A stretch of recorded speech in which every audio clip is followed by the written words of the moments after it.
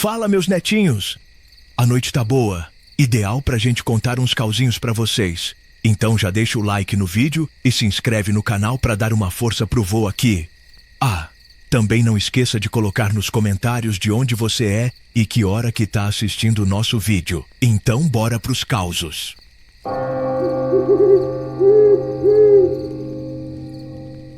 O papagaio do futuro.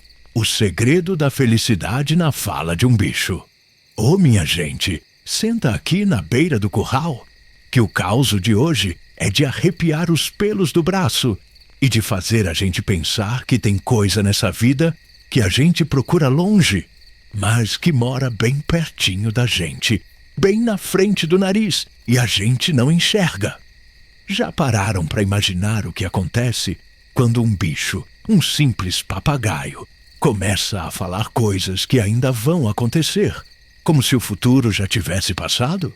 Pois é, o mundo vira de cabeça para baixo, a desconfiança vira espanto, e a gente aprende que a sabedoria às vezes vem de onde a gente menos espera.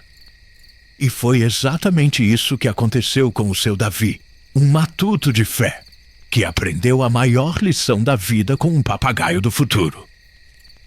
Lá pras bandas de Sítio Novo, um lugarzinho onde o tempo parece ter parado no ponteiro da modéstia, a vida corria mansinha, embalada pelo som do vento nas árvores e o canto dos pássaros. As casinhas de pau a pique, com seus terreiros varridos e as plantações verdinhas, eram o retrato da simplicidade. O cheiro de café coado na hora, de terra molhada e de fumaça de lenha, era o perfume do lugar. As noites, então, eram um espetáculo à parte. O céu se enchia de estrelas que pareciam piscar mais forte ali, longe das luzes da cidade grande. O silêncio era quebrado pelo coachar dos sapos e, de vez em quando, pelo pio da coruja. O povo de Sítio Novo era gente simples, de mão calejada e coração puro. Trabalhadores dedicados à terra e aos bichos viviam de sol a sol, com a pele curtida e as mãos fortes. Gostavam de uma boa prosa, de um gole de cachaça e de ajudar o próximo em qualquer aperto. A vida era dura, mas tinha um certo encanto, uma paz que a cidade grande nunca ia conhecer. E, como em todo lugar, tinha seus tipos famosos, suas figuras que viravam causo. Nesse pedaço de chão vivia o seu Davi, um velho matuto, com a barba branca e os olhos apertados de tanto olhar para o sol. O seu Davi já tinha visto de tudo na vida, era desconfiado por natureza, não acreditava em muita conversa fiada e tinha a sabedoria que só os anos e a experiência trazem. Ele vivia na sua rocinha, cuidava da família, da horta e dos poucos bichos que criava, numa paz que muitos invejavam, mesmo sem ele perceber. Acontece que um dia, a rotina do seu Davi virou do avesso. Um papagaio apareceu em sua casa, de mansinho, pousou na cerca do terreiro e começou a tagarelar. O seu Davi, que já tinha visto muito papagaio tagarelar, não deu muita bola. Mas aí, o bicho começou a falar umas coisas esquisitas, como se soubesse do que tinha acontecido no dia seguinte, antes mesmo de acontecer.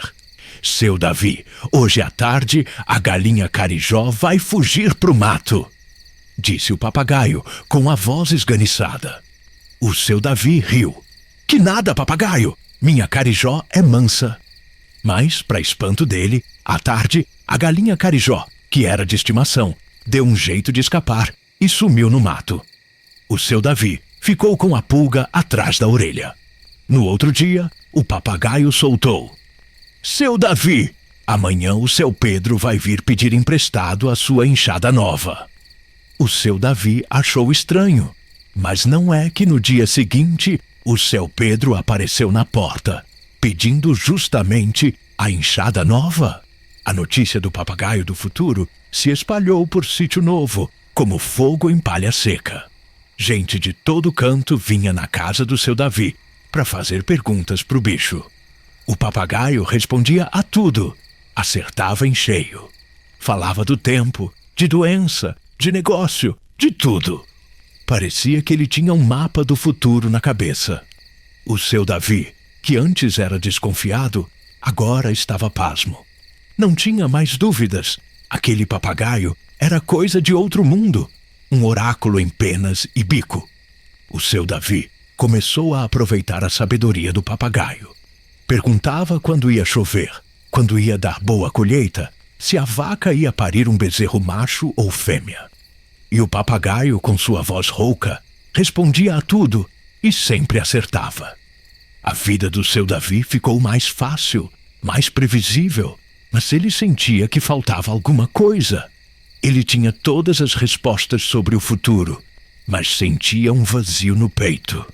Até que um dia, o seu Davi, com o coração apertado por essa falta que sentia, resolveu fazer a pergunta mais importante de todas.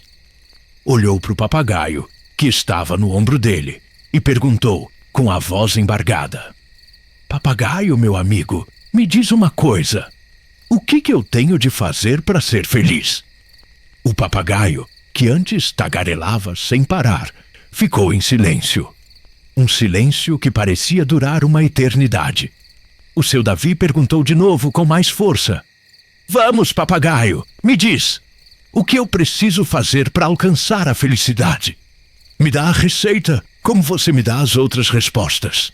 O papagaio balançou a cabeça, olhou para o seu Davi com seus olhinhos brilhantes e finalmente respondeu, com uma voz diferente, mais calma, mais sábia do que nunca. Não preciso responder, seu Davi. Você já tem a resposta. Você já é feliz, só não percebe. As palavras do papagaio, simples e diretas, atingiram o seu Davi como um raio.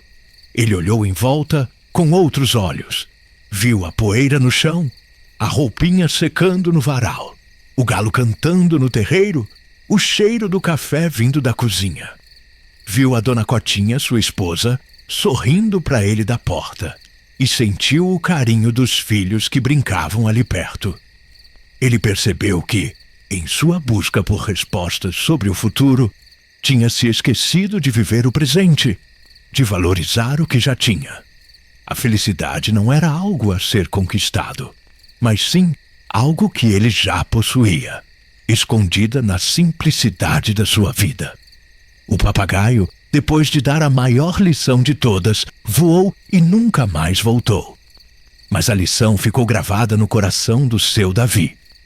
O seu Davi ficou confuso. Como assim, papagaio? Eu já sou feliz? Mas eu não sinto essa felicidade que todo mundo fala. O papagaio virou a cabeça e apontou com o bico para a casa. Olha sua casa, seu Davi. Tem um teto para te abrigar do sol e da chuva.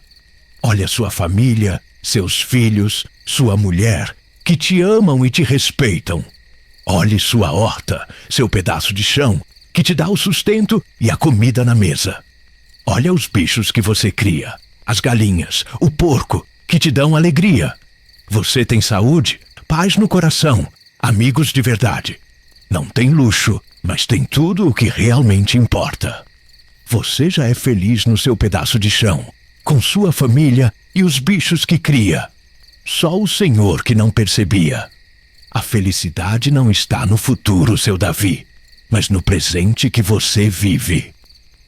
Essa história do papagaio do futuro nos faz pensar, meu compadre, que a gente muitas vezes corre atrás de coisas grandiosas, de sonhos distantes, de respostas que achamos que estão lá na frente, e esquece de olhar para o que já temos. A felicidade não é um tesouro escondido num mapa, mas sim um jardim que a gente cultiva todo dia, com as coisas simples da vida, a família, o trabalho honesto, a paz no coração, a saúde. O seu Davi, com toda a sua sabedoria matuta, precisou de um papagaio falante para enxergar o óbvio. E você, meu amigo, o que você acha que precisa para ser feliz? Você está procurando a felicidade em coisas grandes? Ou já percebeu que ela pode estar escondida nos detalhes do seu dia a dia? Se um papagaio do futuro te dissesse que você já é feliz, você acreditaria? Ou continuaria buscando algo que talvez já esteja nas suas mãos? Será que a gente, na correria da vida, não tem deixado de perceber as próprias bênçãos? Pensa bem, que tem coisa nessa vida que a gente só encontra quando para de procurar e começa a enxergar o que já tem.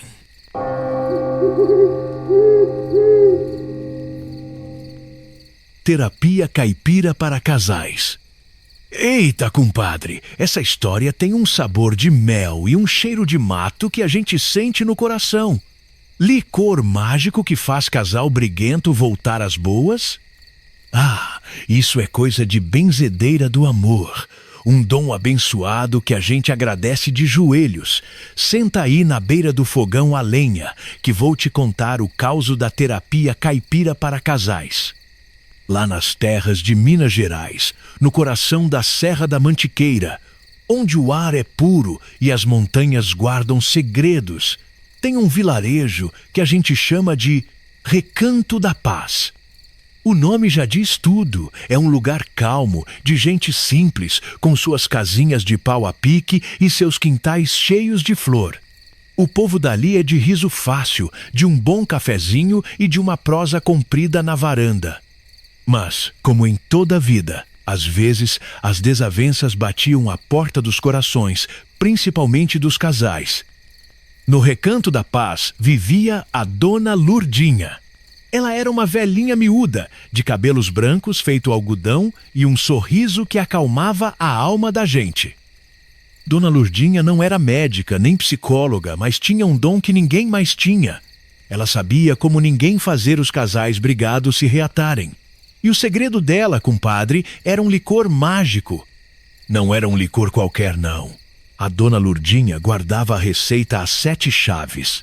Diziam que era feito com ervas colhidas na lua cheia, com mel de abelha nativa e umas pitadas de reza e sabedoria ancestral. O licor tinha uma cor dourada, um cheiro adocicado e um sabor que era de aquecer o peito, como um abraço de mãe. A fama da Dona Lurdinha e do seu licor se espalhou pelos vilarejos vizinhos. Quando um casal chegava ao ponto de querer se separar, de não conseguir mais conversar, alguém logo indicava: "Vão na Dona Lurdinha, lá no Recanto da Paz, ela tem um jeito." Pois bem, os casais chegavam na casa da Dona Lurdinha com a cara amarrada, o coração pesado e a alma cheia de mágoa. Sentavam um de cada lado da mesa, sem se olhar, às vezes sem nem querer falar um com o outro.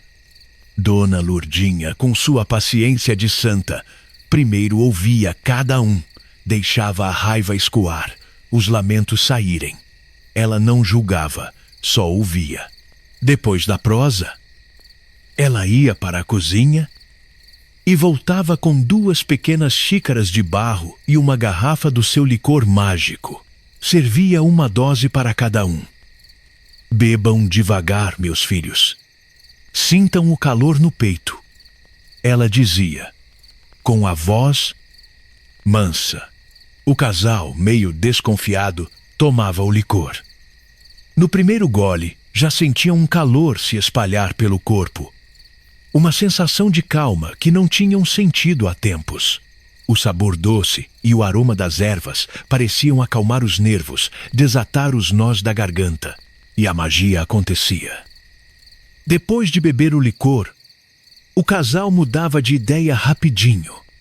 As caras amarradas se desfaziam. Os olhares se encontravam novamente. O silêncio da mágoa era quebrado por sussurros de desculpa, de lembranças boas, de promessas de tentar de novo.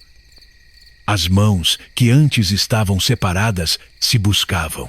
Era como se o licor abrisse os corações e fizesse o amor, que estava escondido debaixo da raiva, brotar de novo. Teve o caso do seu Joaquim e da Dona Branca. Eles estavam casados há mais de 30 anos, mas uma briga feia por causa de uma herança tinha azedado o relacionamento. Chegaram na casa da Dona Lurdinha sem se falar. Tomaram o licor. Em minutos, estavam de mãos dadas, Dona Branca chorando de arrependimento e seu Joaquim pedindo perdão. Voltaram para casa de braços dados, com o amor renovado. A terapia caipira para casais da Dona Lurdinha virou um milagre no Recanto da Paz e arredores. Ela não cobrava nada, só aceitava um frango, umas verduras, um doce. Dizia que o pagamento era ver a felicidade no rosto dos casais que saíam da sua casa, abraçados, com o sorriso de volta. O mistério do licor nunca foi desvendado. Dona Lurdinha levou a receita consigo quando partiu para o andar de cima. Mas a verdade, compadre, é que o licor não fazia milagre sozinho. A magia da Dona Lurdinha estava na sua sabedoria de ouvir, na sua paciência de acalmar e na sua fé no amor. O licor era o catalisador, o toque final que abria os corações já amolecidos pela escuta e pela esperança. Até hoje, no Recanto da Paz, a história da Dona Lurdinha e seu licor mágico é contada com carinho. É um lembrete de que o amor é a coisa mais importante da vida e que, às vezes, um bom conselho e um gole de uma poção especial podem fazer a gente lembrar do que realmente importa. E o impacto de fazer casais que queriam se separar mudarem de ideia rapidinho se tornou um legado de amor e união para toda a comunidade. E aí, compadre? Essa história não é para aquecer o coração e fazer a gente valorizar o amor. Deu para sentir o ar de Minas e a doçura da terapia da Dona Lurdinha?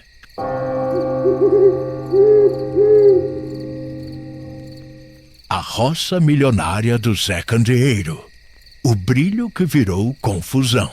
Oh, minha gente, senta aqui na beira do fogão, que o causo de hoje é de arrepiar os cabelos do braço e de fazer a gente pensar na vida e nas artimanhas do destino. Já pararam para imaginar o que acontece quando a sorte grande bate na porta de quem menos espera, de quem vive na simplicidade da roça, sem luxo nem frescura? Pois é, o mundo vira de cabeça para baixo, a paz vira algazarra, e a tal da riqueza, que parece um sonho, pode se transformar num pesadelo danado. Porque, veja bem, o dinheiro tem um poder esquisito. Ele atrai gente boa e gente ruim. Ele mostra o que tem de melhor e de pior no coração da gente. E foi exatamente isso que aconteceu com o Zé Candeeiro, um matuto da gema que de repente se viu no meio de uma confusão que nem ele mesmo entendia.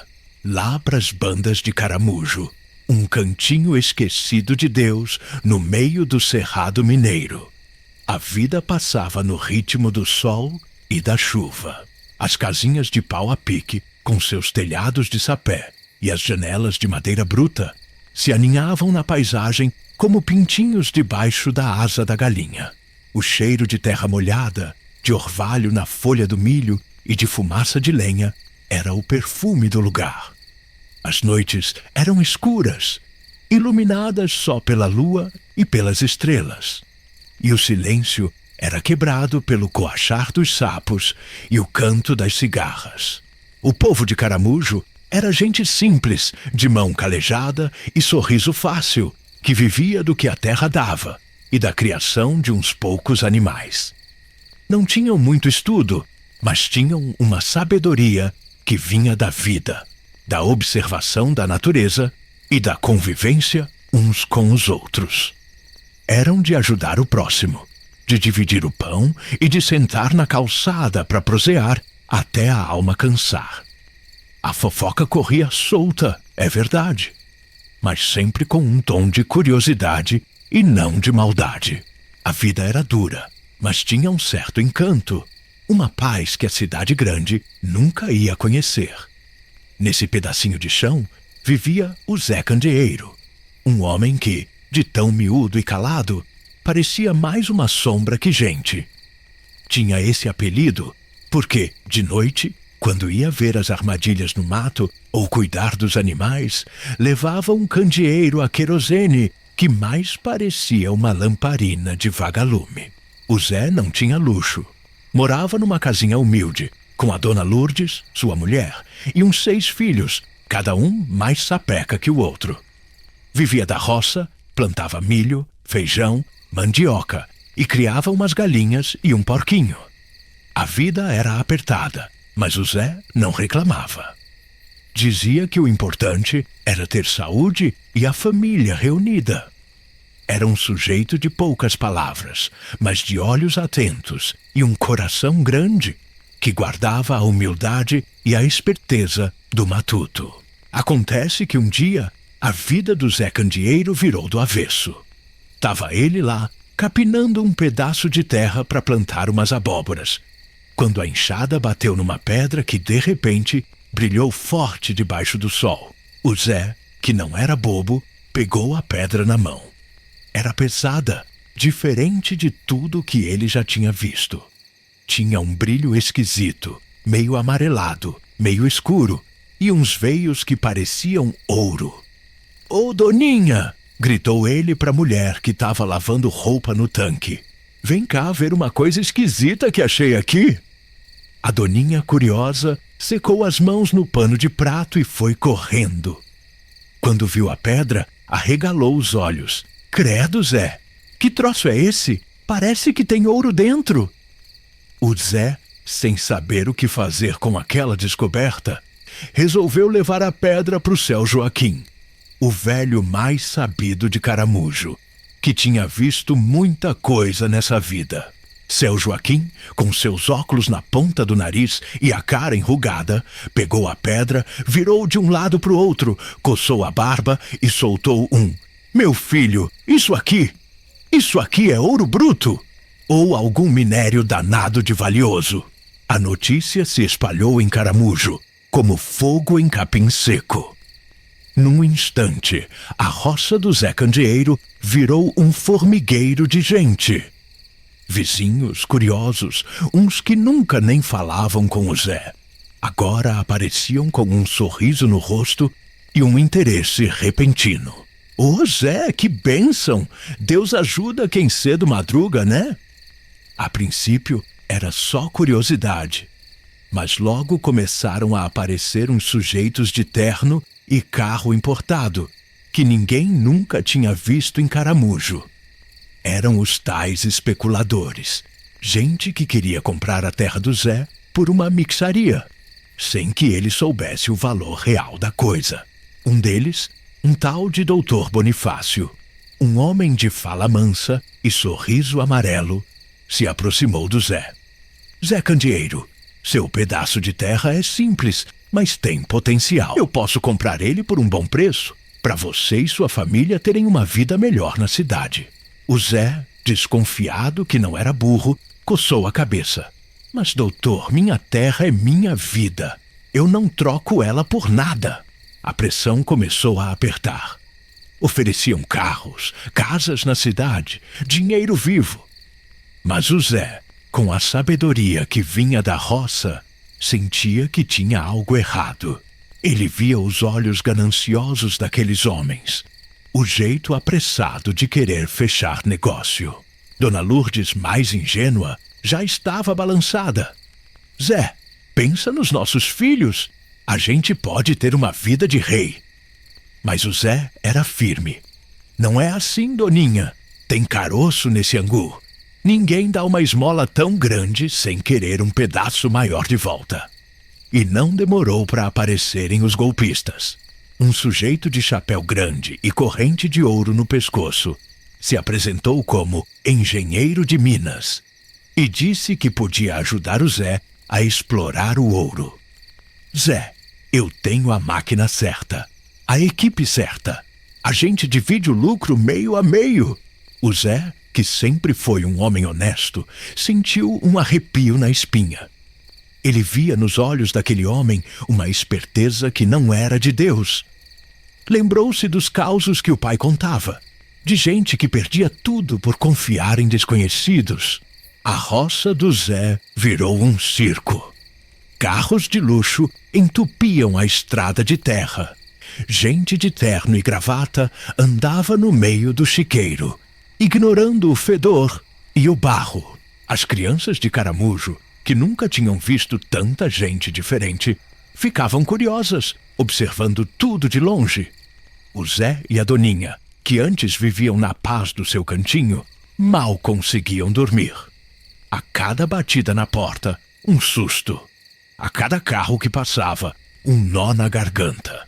Um dia, o Zé Candeeiro, já cansado de tanta gente oferecendo mundos e fundos, resolveu tomar uma atitude.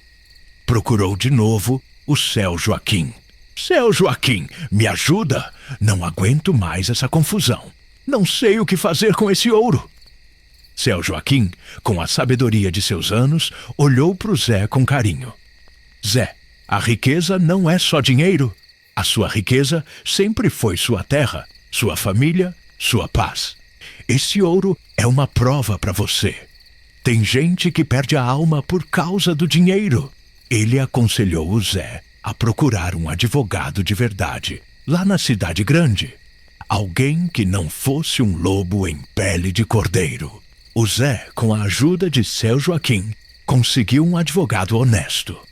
Demorou, deu trabalho, mas finalmente ele conseguiu entender o valor daquele minério e como fazer para não ser passado para trás. O advogado ajudou o Zé a registrar a jazida, a negociar com empresas sérias e a garantir que ele teria uma parte justa da riqueza. A roça do Zé não virou um buraco de mineração, mas uma parte dela foi explorada de forma controlada. E o Zé, de repente, se viu com uma fortuna nas mãos. A vida do Zé Candeeiro mudou, mas ele não mudou. Comprou uma casa melhor, ajudou os filhos a estudar e mandou construir uma escola em Caramujo. Mas ele continuou o mesmo matuto simples, que gostava de sentar na porta de casa, de prosear com os vizinhos e de sentir o cheiro da terra.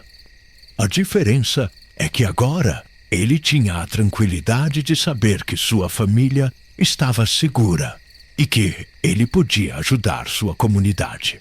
Os especuladores e golpistas sumiram, como fumaça no vento, quando viram que o Zé Candeeiro não era bobo. Essa história do Zé Candeeiro, meu amigo, é pra gente refletir sobre o que é riqueza de verdade. Aquele minério valioso que parecia a solução de todos os problemas, também trouxe um monte de gente mal intencionada, de tentações e de preocupações. A humildade do Zé, a esperteza de não confiar em qualquer um e a sabedoria de procurar ajuda na hora certa foram o que o salvaram. Ele podia ter perdido tudo, a terra, a paz e até a família, se tivesse se deixado levar pela ganância ou pela ingenuidade. E você, meu compadre, o que faria se a sorte grande batesse na sua porta de repente? Seria como o Zé Candeeiro, firme nos seus princípios e desconfiado das facilidades? Ou se deixaria levar pelos cantos de sereia dos aproveitadores? Você se lembraria de onde veio e de quem te ajudou? Ou a riqueza faria você esquecer suas raízes? O dinheiro por si só é bom ou ruim? Ou é a gente que dá o tom para ele, dependendo do que fazemos com ele e de como lidamos com a cobiça que ele atrai? Pensa bem que essas coisas da vida, meu caro, são mais complicadas do que parecem.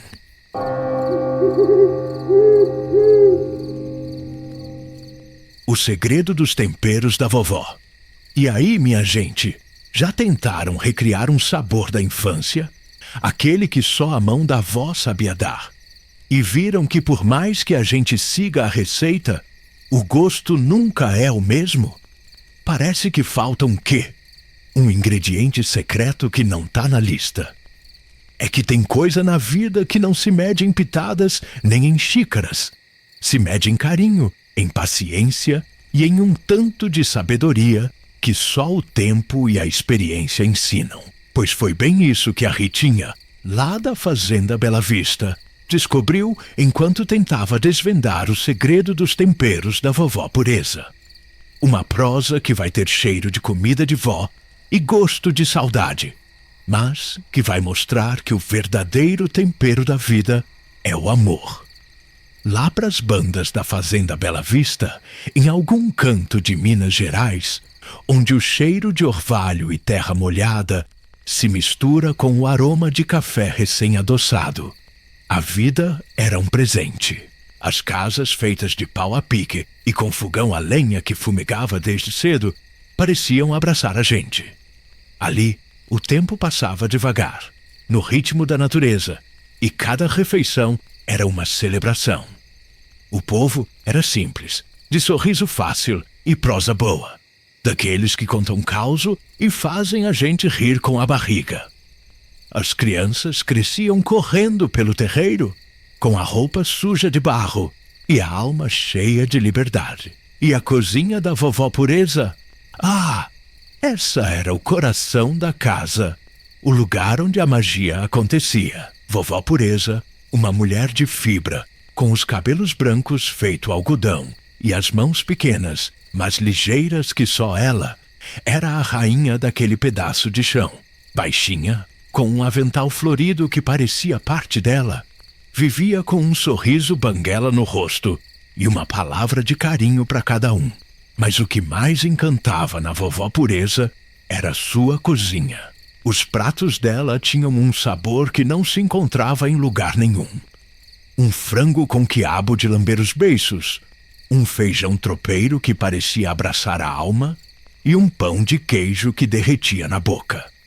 Todo mundo da família, e até os vizinhos, pedia a receita, mas a vovó Pureza só sorria e dizia: "Ah, meu filho, é só um tiquinho de amor e umas pitadinhas de paciência." Ninguém entendia o que era esse tiquinho, nem essas pitadinhas.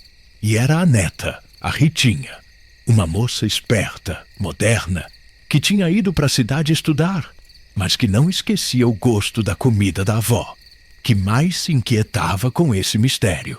Ritinha, com seus caderninhos e canetas coloridas, tentava de tudo para copiar as receitas da avó.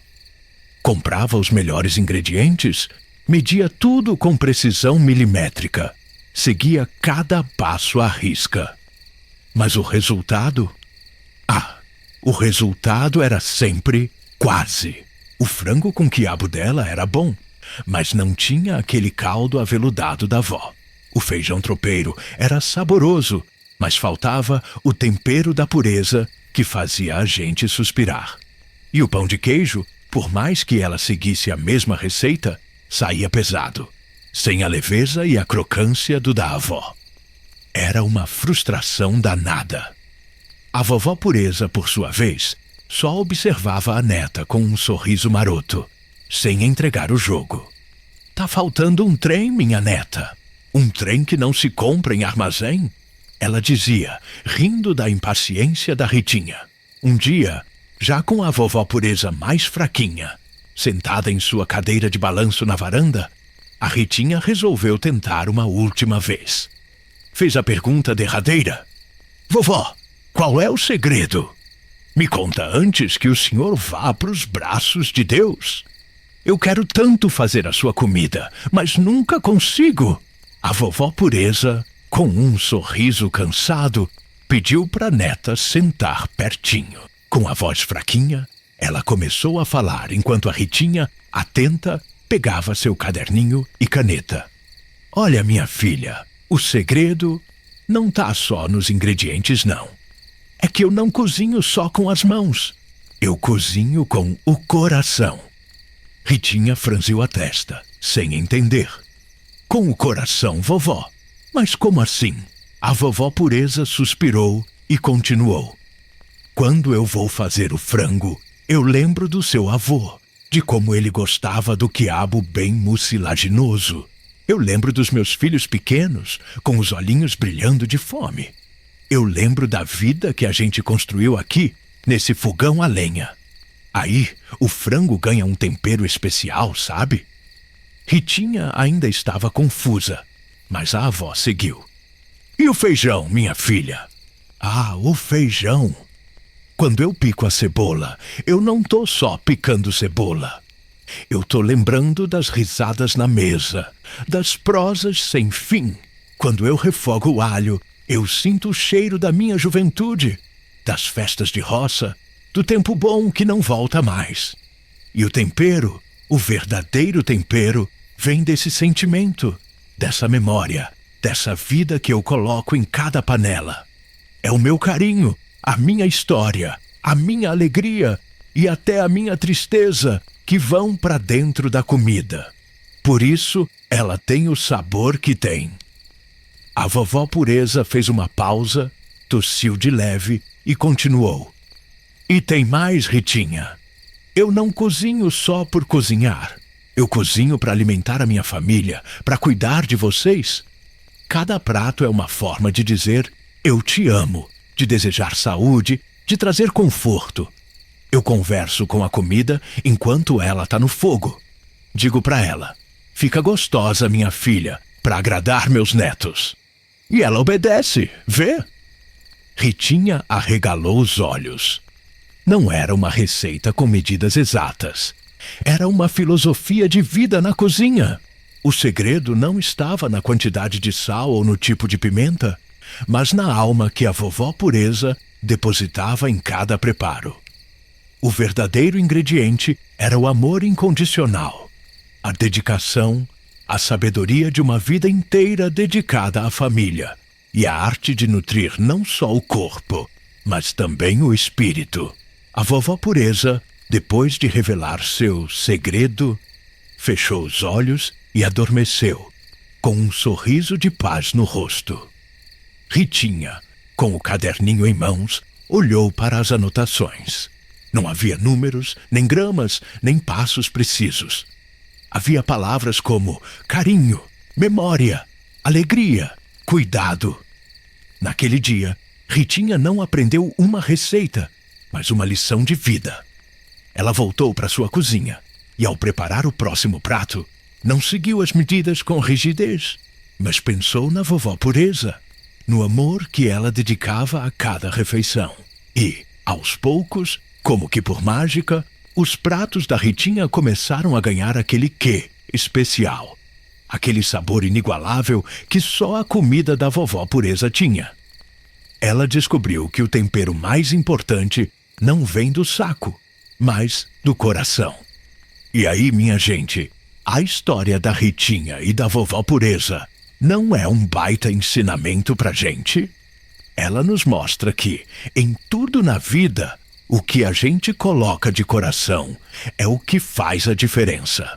Não é só sobre os ingredientes que a gente usa, mas sobre a intenção, o amor, a sabedoria que a gente deposita em cada gesto.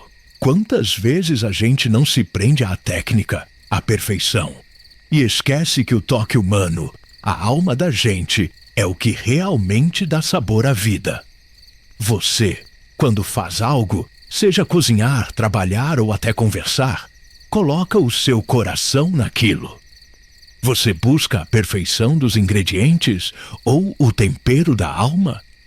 Qual é o segredo dos seus próprios temperos que você gostaria de passar para as próximas gerações? Pense bem, que a vida é uma panela e o melhor tempero, esse é sempre o amor.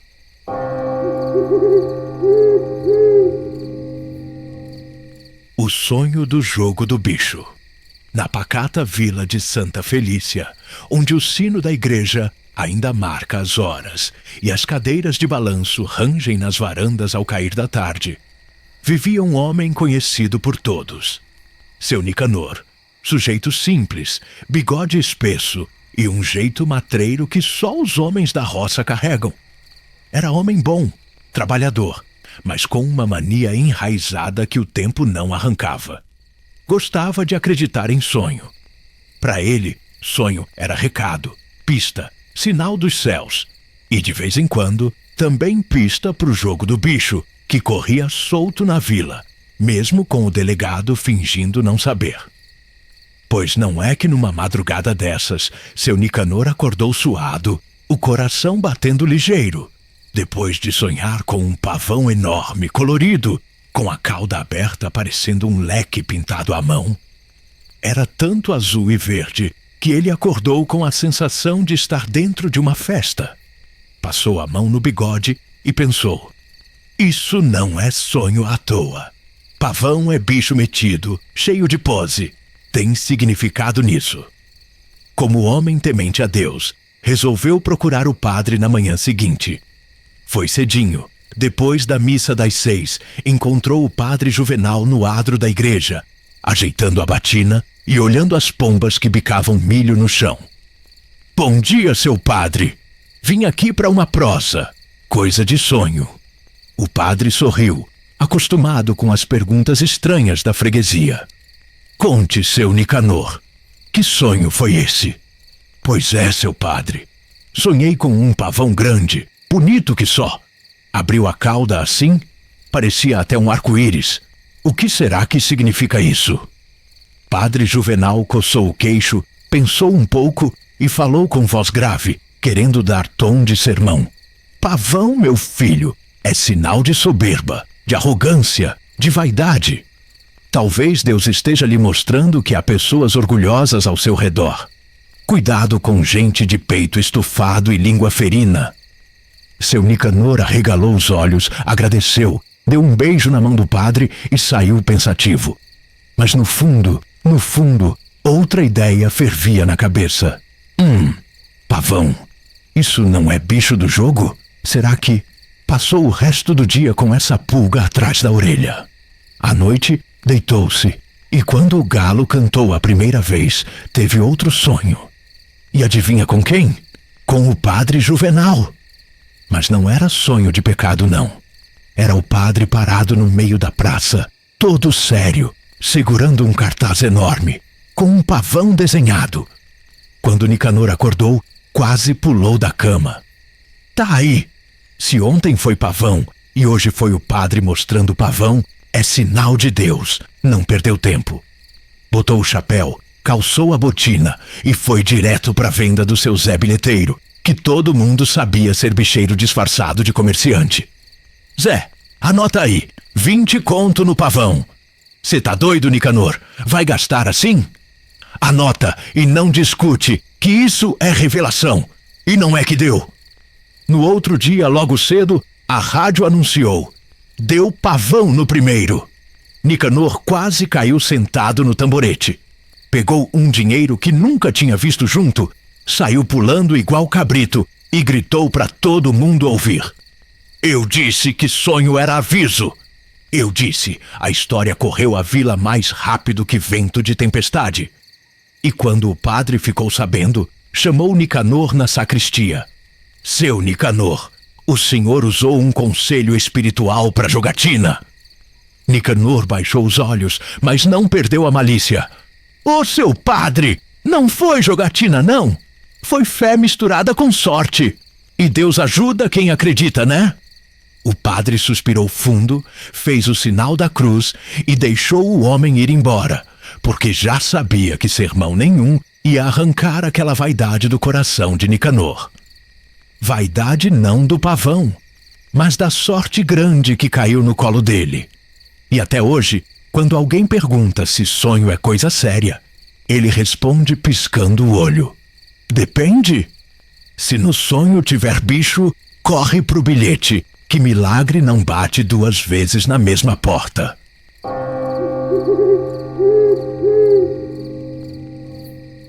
E o pandeiro do palhaço. Na beira da estrada velha que liga a Pedra Miúda à Lagoa dos Patos, existe um terreno tomado pelo mato, cercado por um alambrado enferrujado e coberto de cartazes desbotados que ainda mostram, em traços quase apagados, os sorrisos largos de artistas e animais. É o que restou do grande Circo Aurora, que um dia fez a alegria de muita gente, mas hoje é só ruína e assombro. Quem não conhece a história acha bonito. As cores mortas dos cartazes, a lona caída como pele velha, as jaulas vazias de ferrugem, a roda gigante paralisada apontando os dentes para o céu. Mas quem vive por ali sabe que, quando o sol se esconde e o vento sopra frio entre as ripas do picadeiro podre, algo começa a despertar.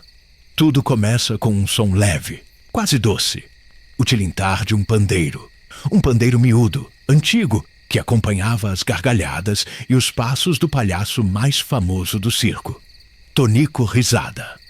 Homem magro de sapato descomunal e alma triste escondida atrás da pintura branca. Diziam que Tonico vivia pelo riso dos outros, mas nunca riu de verdade. Sua alegria era emprestada. Sua vida inteira dependia daquele circo e daquele pandeiro, companheiro de todas as piadas e números de dança. O circo rodou anos pelas estradas, até a noite da tragédia. Foi no dia da tempestade. Uma chuva de vento que arrancou lona, quebrou estaca e derrubou tudo em minutos. O fogo, ninguém sabe como começou. Alguns dizem que foi lamparina, outros que foi raiva de algum artista traído. Só se sabe que o fogo devorou a lona, os bancos, a madeira seca. E no meio do alvoroço, Tonico sumiu. Procuraram dias, acharam só cinza, ferro retorcido. E o pandeiro queimado nas bordas, mas intacto no centro, como se o fogo tivesse medo dele. Desde então, ninguém mais falou no circo. O terreno foi abandonado. Mas as histórias ficaram. Dizem que, quando a lua cheia bate nos restos do picadeiro, o pandeiro toca sozinho. Não é música inteira. São compassos curtos, estalos secos, seguidos por algo que faz o sangue gelar. Risadas de criança. Risadas fininhas, vivas demais para vir do vento, ecoando entre as jaulas vazias, correndo pelo corredor de arquibancadas carcomidas, como se a plateia invisível ainda estivesse ali. Teve quem jurou ouvir, além do riso, passos miúdos no serragem podre, o arrastar de sapatos grandes demais e um chiado baixo, quase como alguém tentando dizer uma piada que não consegue terminar. Os mais ousados, ou mais tolos, tentaram entrar para ver. Um rapaz gravou no celular. No vídeo, primeiro vem a imagem da lona rasgada balançando no vento. Depois, o pandeiro no chão, parado, com a pele manchada de fuligem. Então, sozinho, ele começa a vibrar, a tocar um ritmo lento, como se fosse aquecendo para uma apresentação. E de repente, uma sombra passa atrás do rapaz, alta, magra, com algo redondo na cabeça, talvez um chapéu. A gravação termina em estática e um riso agudo que não parece humano. Depois disso, ninguém mais teve coragem. Mas, até hoje, quem passa pela estrada jura ouvir no meio da madrugada o tilintar do pandeiro misturado a um riso infantil, que começa leve e termina estranho, arrastado, como se viesse da boca de alguém que nunca aprendeu a parar de rir. E o povo do lugar diz que Tonico Risada continua ali, preso ao picadeiro onde viveu e morreu, tentando chamar plateia para um espetáculo que não acaba. E que quem atende ao chamado não volta para contar. Vira parte da risada. Por isso, em Pedra Miúda, quando o vento traz som de pandeiro, ninguém olha para trás. Porque o riso, quando vem do escuro, nunca é de alegria.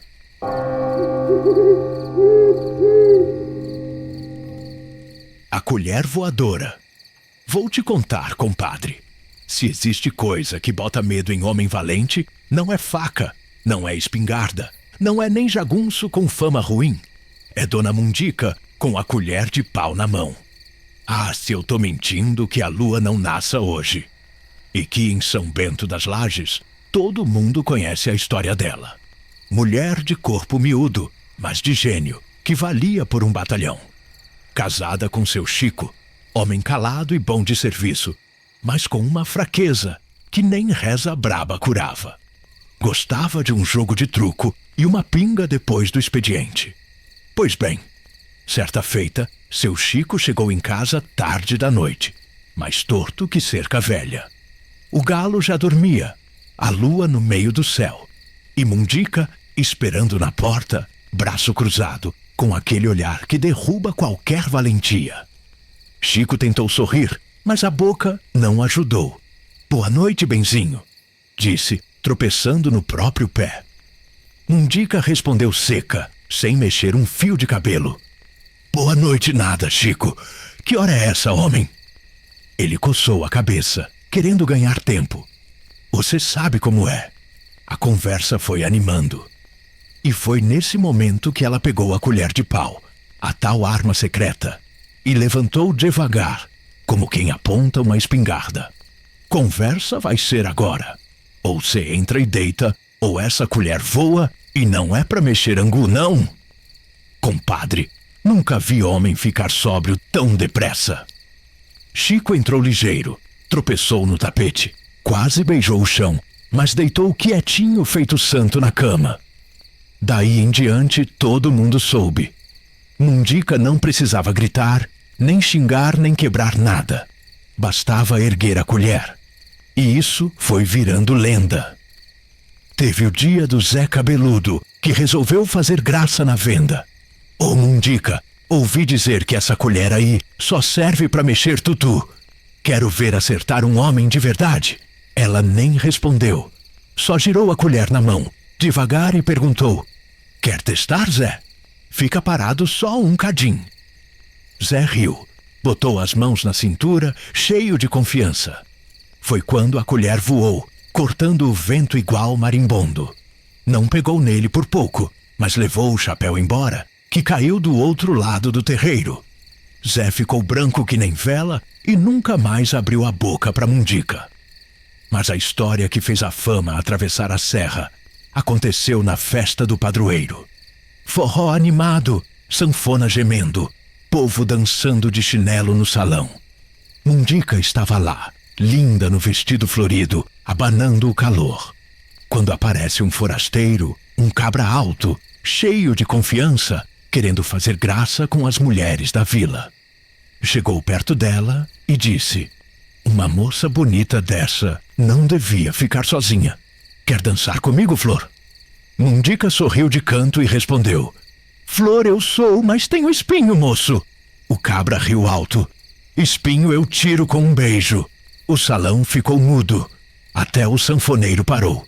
Mundica, calma, se levantou, caminhou até a mesa e pegou a colher que estava ali de enfeite dentro do prato do quentão.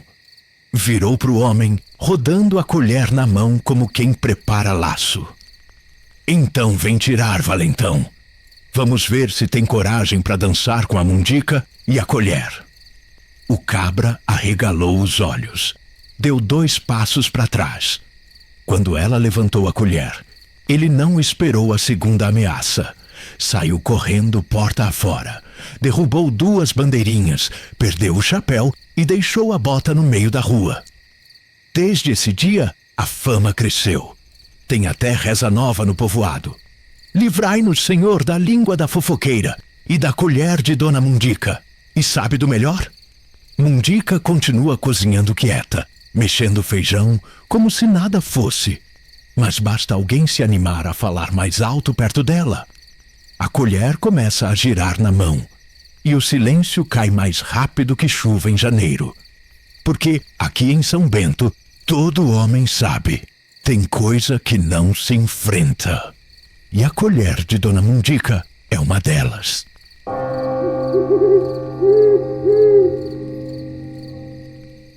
O cabelo de milho que virou de verdade, o susto do seu Agenor e a lição da fada do milho. Ô, minha gente, senta aqui na beira da porteira, que o causo de hoje é de fazer a gente prender a respiração de curiosidade e depois soltar umas gargalhadas que ecoam pelo mato.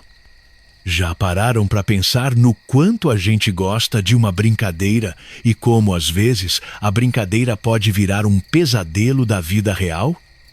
Pois é, tem coisa que a gente acha que é só para rir, mas o destino, ou quem sabe alguma força misteriosa, resolve dar uma lição daquelas para a gente aprender a não desafiar o que não conhece. E foi exatamente isso que aconteceu com o seu Agenor. Um cabra careca que, de repente, se viu com uma cabeleira de milho que nem o diabo conseguiria cortar. Lá pras bandas de Bananal do Sul, um lugarzinho onde o cheiro de roça se misturava com o doce da fruta madura, a vida corria no ritmo do sol e da chuva. As casinhas, com seus quintais cheios de galinha e uns pés de fruta que davam sombra boa, eram o retrato da paz. O cheiro de terra molhada, de bolo de fubá e de fumaça de lenha era o perfume do lugar. As noites, então, eram um espetáculo à parte. O céu se enchia de estrelas que pareciam piscar mais forte ali, longe das luzes da cidade grande. O silêncio era quebrado pelo coachar dos sapos e, de vez em quando, pelo canto do galo que se perdia na madrugada. O povo de Bananal do Sul era gente simples, de mão calejada e coração aberto. Gostavam de uma boa prosa, de um gole de cachaça e de ajudar o próximo. A vida era dura, mas tinha um certo encanto, uma paz que a cidade grande nunca ia conhecer. E como em todo lugar, tinha seus tipos famosos, suas figuras que viravam causo. Nesse pedaço de chão vivia o seu Agenor, um lavrador que já tinha passado dos 50, com a cabeça lisa que nem joelho de criança. O seu Agenor era um brincalhão. Gostava de uma farra e de pregar umas peças na Dona Lúcia, sua esposa, que já conhecia as molecagens do marido. Acontece que um dia, lá na roça, enquanto colhia milho, o seu Agenor teve uma ideia daquelas de gênio ou de doido, dependendo do ponto de vista. Ele olhou para a espiga de milho, depois para sua cabeça careca, e um sorriso maroto brotou nos lábios. Pegou uns fios de cabelo de milho, aqueles amarelinhos, sedosos, e com um pouco de cola de mamão verde, grudou na cabeça, fazendo uma cabeleira esquisita e engraçada. Saiu correndo para casa, com a intenção de dar um susto na Dona Lúcia. Chegou em casa esbaforido, gritando: "Lúcia! Lúcia! Olha o que aconteceu comigo! Meu cabelo cresceu de repente!" A Dona Lúcia, que estava na cozinha, levou um susto danado quando viu o marido com aquela cabeleira de milho amarelada.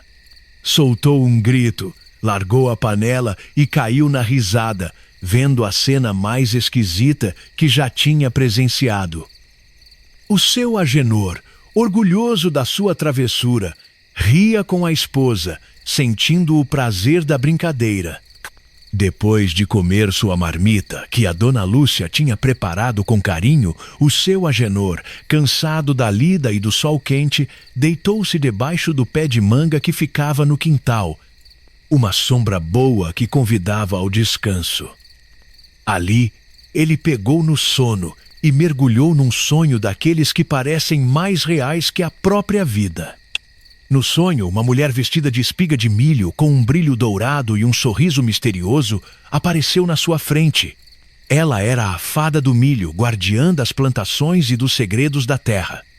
Com uma voz suave, que parecia o sussurro do vento no milharal, ela disse: "Seu Agenor, você brincou com o cabelo do milho, com a vida que brota da terra.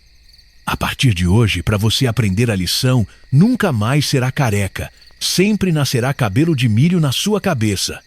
O seu Agenor tentou falar, mas a voz não saía. A fada apenas sorriu, girou e sumiu no ar. O seu Agenor acordou num pulo, assustado, o coração batendo forte no peito. Sentou-se e levou a mão à cabeça. E o que sentiu foi de arrepiar. Uma cabeleira enorme, espessa, na cor de cabelo de milho, com os fios compridos e sedosos, cobria sua cabeça lisa. Não era sonho, era real. Os fios balançavam com o vento, e ele sentia o peso e a textura daquele cabelo inusitado. Desesperado, o seu Agenor saiu correndo para a cidade, sem nem pegar o chapéu. O povo na rua olhava espantado para aquele homem com a cabeça cheia de cabelo de milho. Ele correu direto para a barbearia do seu Juca, o barbeiro mais antigo e respeitado da região. "Seu Juca! Pelo amor de Deus, me ajuda! Corta isso aqui de mim!" gritou o seu Agenor, apontando para a cabeleira. O seu Juca, com os olhos arregalados, pegou a tesoura e a máquina. Começou a cortar, e os fios de milho caíam no chão como uma chuva dourada. Por fim, o barbeiro raspou a cabeça do seu Agenor, deixando-o lisinho de novo. O seu Agenor sorriu aliviado. sentindo o vento fresco na cabeça, pensando que tudo tinha acabado. Mas no caminho de volta para casa, uma coceira começou a incomodar. Ele passou a mão na cabeça e sentiu uns pontinhos nascendo. Quando chegou em casa, a dona Lúcia levou um susto de novo. Lá estava a cabeleira, crescendo de novo, já com uns bons centímetros. Desesperado, o seu Agenor pediu ajuda para a mulher, para a sogra, para os vizinhos. Todo mundo tentou cortar, raspar, arrancar. Mas quanto mais cortavam, mais o cabelo de milho crescia, com uma rapidez assustadora, parecendo um milharal em miniatura na sua cabeça. O seu Agenor estava virando a piada de Bananal do Sul, e o desespero dele só aumentava. Não vendo mais solução, o seu Agenor voltou correndo para a roça, direto para o pé de manga onde tudo começou. Deitou-se ali, com a cabeleira balançando, e fechou os olhos. Começou a rezar, a pedir perdão, a implorar para a fada do milho acabar com aquele tormento. Fada do milho, por favor, me perdoa. Eu nunca mais brinco com o cabelo do milho. Nunca mais faço graça. Tira essa praga da minha cabeça. Ele suplicou com todas as forças, sentindo o desespero e o cansaço tomando conta. De repente, o seu Agenor sentiu um arrepio e acordou assustado. Levou a mão à cabeça e... nada.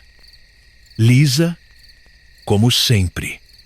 Apenas o suor do pesadelo escorrendo pela testa. Olhou em volta.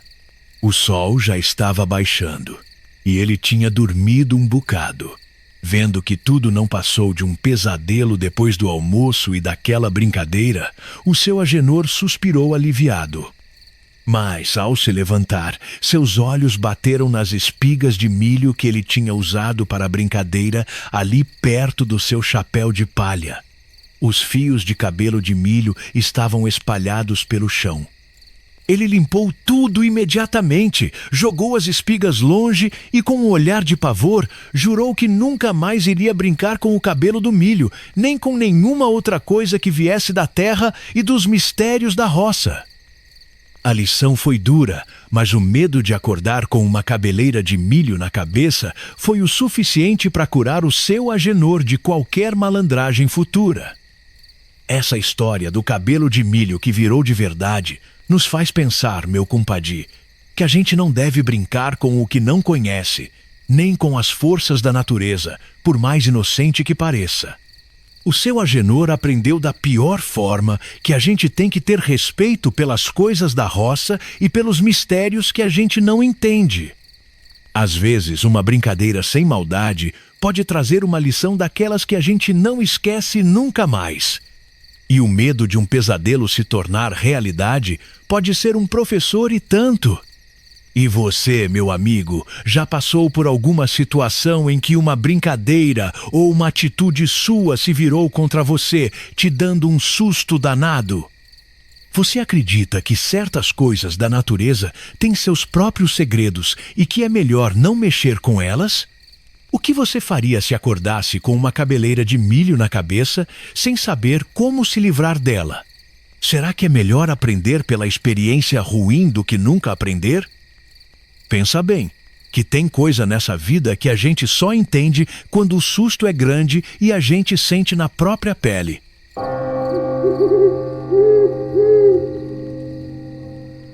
O GPS da Dona Esmeralda. Quem nunca ouviu falar da Dona Esmeralda não sabe o que é respeito na base do susto. Mulher miúda, mas com um olhar que corta que nem lâmina de canivete. Não tem no povoado quem ouse medir coragem com ela, nem homem valente com fama de derrubar boi na unha. E olha que não é por pancada, não. É por aquele dom que só ela tem. Adivinhar onde o marido anda, mesmo quando ele mente com gosto de poeta. Sim, senhor, é desse jeito mesmo. Basta seu Nivaldo abrir a boca para inventar uma desculpa qualquer, que Dona Esmeralda descobre tudo antes dele chegar no portão da rua. Parece que tem fio de cobre no sangue, conectado direto com a cabeça do homem. Ah, compadre, isso é sorte. Só pode! Já dizia o Zé Cabeludo, tomando o café no alpendre, com a mão cobrindo o riso para não ofender ninguém. Sorte? Sorte nada! Aquilo é GPS de fábrica, respondia outro, coçando o queixo com os olhos arregalados. E foi desse jeitinho que a história dela correu pelas bocas e chegou até aqui, para eu contar no capricho, como se fosse causos à beira do fogão de lenha, com o café fumegando e o cheiro do bolo de fubá espalhando pelo terreiro. Para entender essa crônica, precisa saber: seu Nivaldo não é mau homem, não. Trabalha firme, cuida da horta, trata da vaca e é até bom de palavra. Mas tem um defeitinho de nascença. É doido num baralho. Se deixar, passa o dia no truco e a noite na pinga, rindo que nem criança com os compadres. Mal sabia Nivaldo que, enquanto embaralhava a carta, o destino já preparava o contra-ataque na figura da patroa. Lá pelas tantas, quando a pinga já fazia a língua enrolar, ouviu-se um barulho na porta do galpão. As risadas morreram, o baralho caiu no chão. E quem aparece? Dona Esmeralda, com a mão na cintura e um olhar que faria boi voltar para a cocheira sem relinchar. Ô Nivaldo, cadê o sal, meu filho? O homem engasgou. A pinga quase voltou pela goela. Ah, o sal! É que estava em falta lá na venda. Pois é, mas pelo jeito aqui tá sobrando truco, né? Bora pra casa, que minha paciência não é baralho para embaralhar 2 vezes. Agora, diz se isso combina com Dona Esmeralda, que tem pulso mais duro que cabo de enxada? Nada. Por isso, as fugidas dele são na base do sigilo. Ou pelo menos eram. Porque depois do que vou contar, ninguém mais se atreveu a esconder nem uma ida no curral, sem dar satisfação para a patroa. Um sábado de manhã, o sol brilhando mais que ouro de garimpo, seu Nivaldo acordou com uma ideia faiscando na cabeça. Hoje vou dar uma escapadinha lá na venda, ver se os homens estão jogando. Mas sabia que Esmeralda não ia deixar barato. Então, inventou. Esmeralda, benzinho, tô indo na venda comprar sal. O nosso acabou, né? Ela, virando a massa do bolo na gamela, nem levantou a vista. Vai, vai! Mas não demora, que sal não precisa de sermão para aparecer. Seu Nivaldo deu um sorriso bobo, pegou a bicicleta e saiu pedindo pro destino ajudar. Em vez de ir para a venda, cortou o caminho pela horta da comadre Joaquina. Atravessou o brejo, pulou cerca. Tudo para chegar no famoso galpão do Tião Padeiro, onde o truco rolava solto atrás do forno. Quando chegou lá, os compadres estavam animados. Olha o Nivaldo! Chegou, homem! Vem cá, pega essas cartas, que a mão tá virada pro nosso lado. Mas deixa quieto, que eu só vim para umas rodadinhas rápidas, viu? Disse ele, ajeitando o chapéu. Rodadinha nada! Aqui cê não sai antes de escurecer. Riu Zé Bigode, batendo no ombro dele. E puxou ele pelo braço, sob o riso abafado dos amigos. Um cochichou. Ave Maria!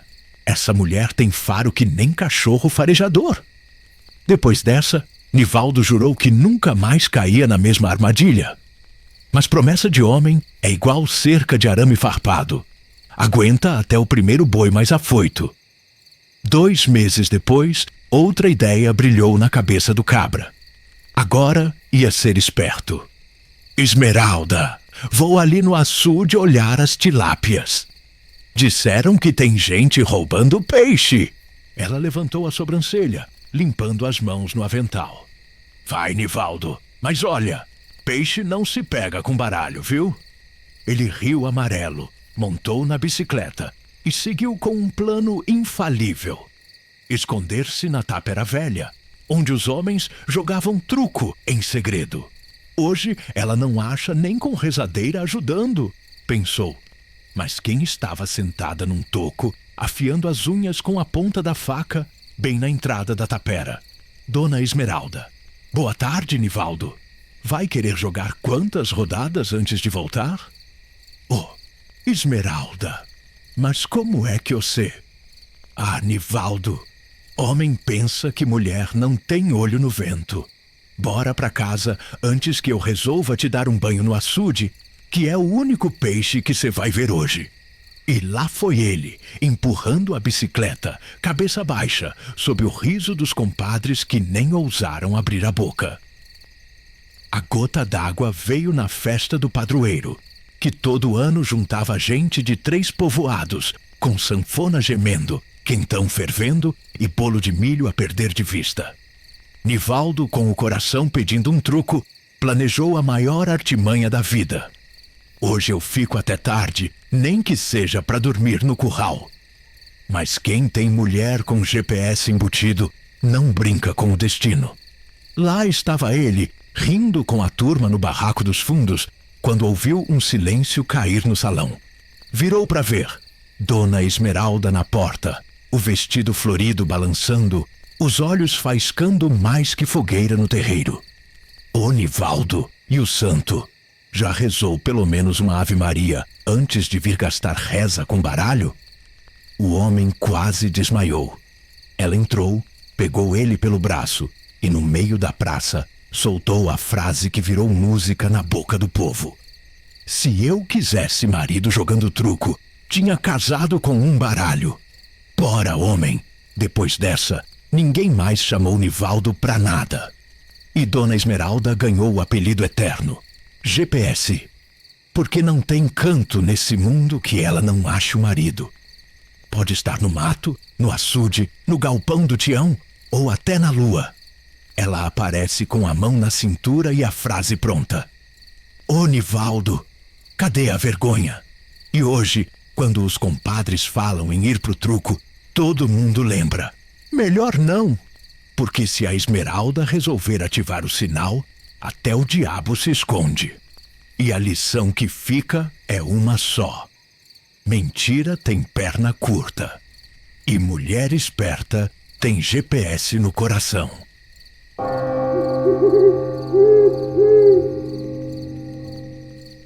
A sogra que descobre tudo.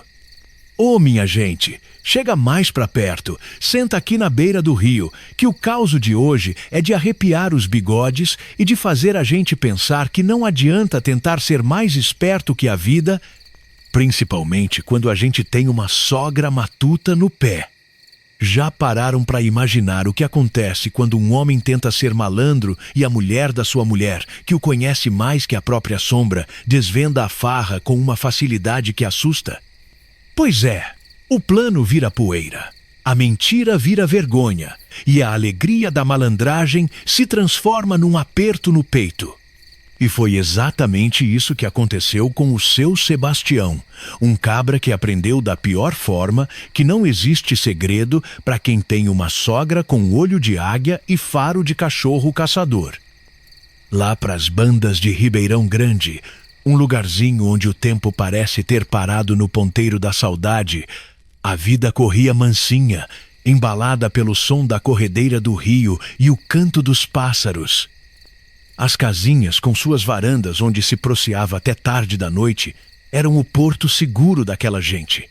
O cheiro de terra molhada, de café fresco e de bolo de fubá saindo do forno era o perfume do lugar. As noites, então, eram um espetáculo à parte.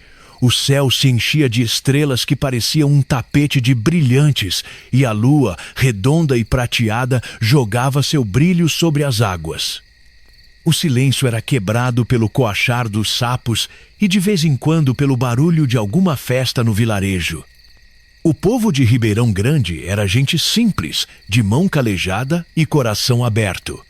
Trabalhavam na roça, pescavam no rio e criavam seus bichos com carinho. Gostavam de uma boa prosa, de um gole de cachaça e de ajudar o próximo. A fofoca corria solta, mas sempre com um tom de curiosidade e não de maldade.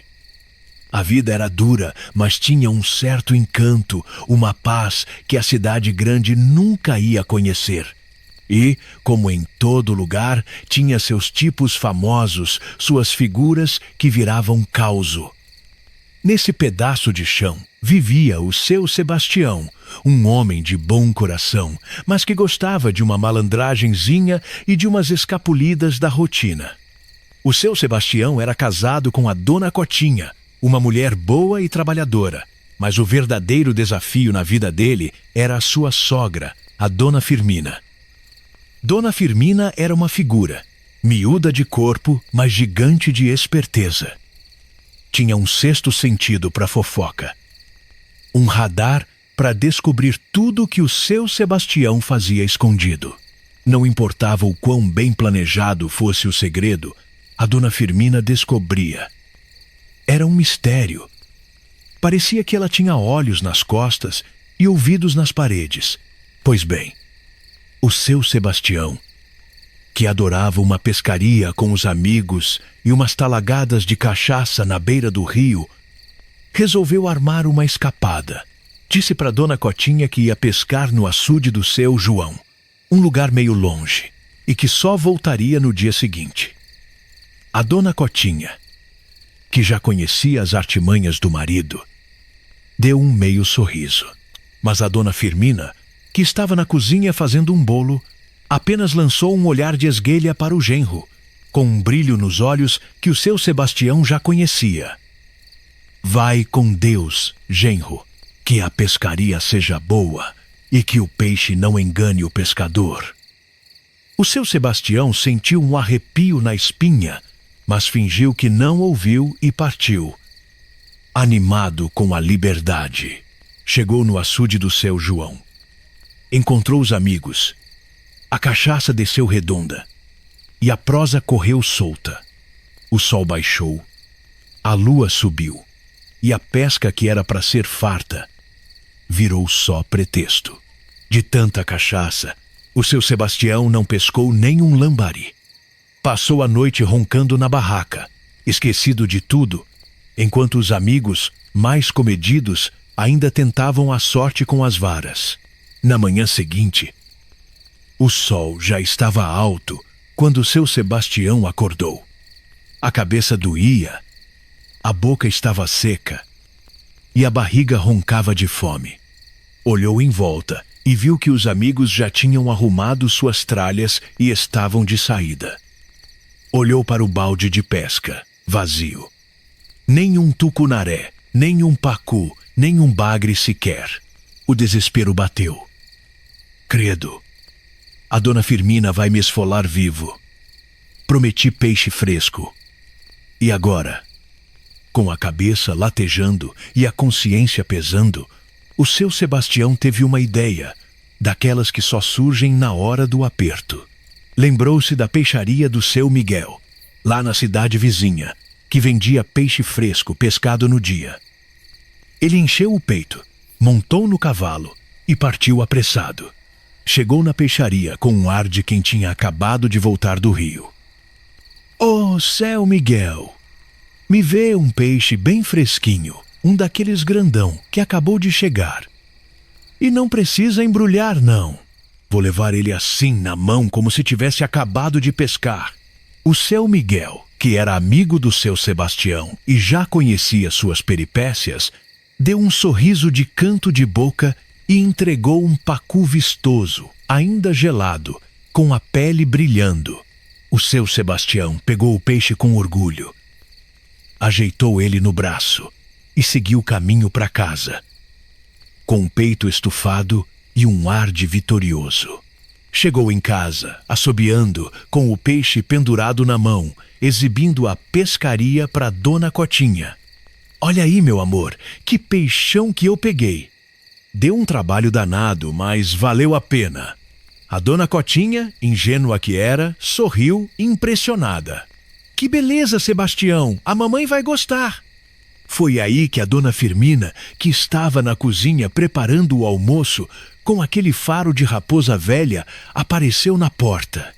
Ela olhou para o peixe, depois para o seu Sebastião, com um olhar que parecia enxergar a alma.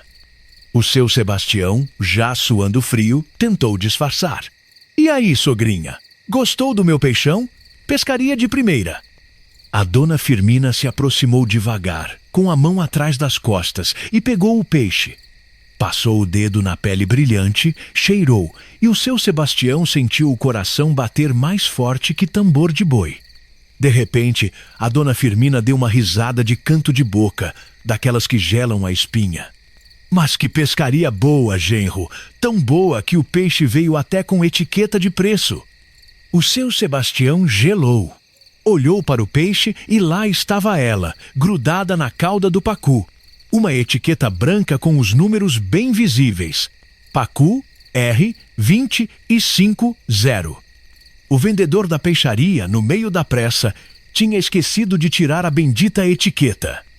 O seu Sebastião sentiu o chão sumir debaixo dos pés.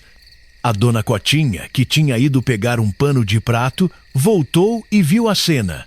Primeiro, ela não entendeu.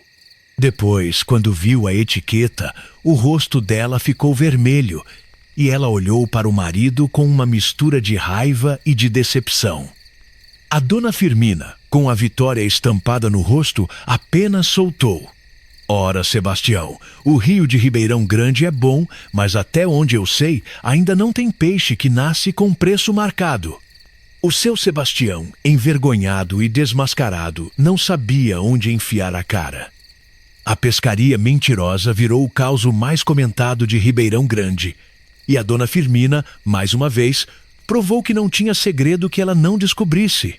Essa história da sogra que descobre tudo nos faz pensar, meu compadre, que não adianta tentar ser mais esperto que a verdade. A mentira, por mais bem contada que seja, sempre tem um furo, uma pontinha solta que a gente esquece e que alguém esperto vai acabar descobrindo. E quando a gente tenta enganar quem nos conhece de verdade, quem convive com a gente todo dia, a vergonha é dobrada. A dona Firmina, com sua esperteza matuta, nos mostra que a observação, o faro e o conhecimento da pessoa valem mais que qualquer plano mirabolante. E você, meu amigo, já tentou ser esperto demais e acabou desmascarado por um detalhe bobo, como a etiqueta do peixe do seu Sebastião. Qual a maior sogra na sua vida? Aquela pessoa que parece ter um radar para tudo que você faz escondido. Você acha que mentir para evitar uma bronca vale a pena? Ou a verdade, por mais dolorosa que seja, é sempre o melhor caminho? O que você faria se fosse o seu Sebastião e a dona Firmina te pegasse com a boca na botija, ou melhor, com a etiqueta no peixe? Pensa bem. Que a vida, meu caro, é cheia dessas lições que a gente aprende rindo, mas que lá no fundo fazem a gente crescer.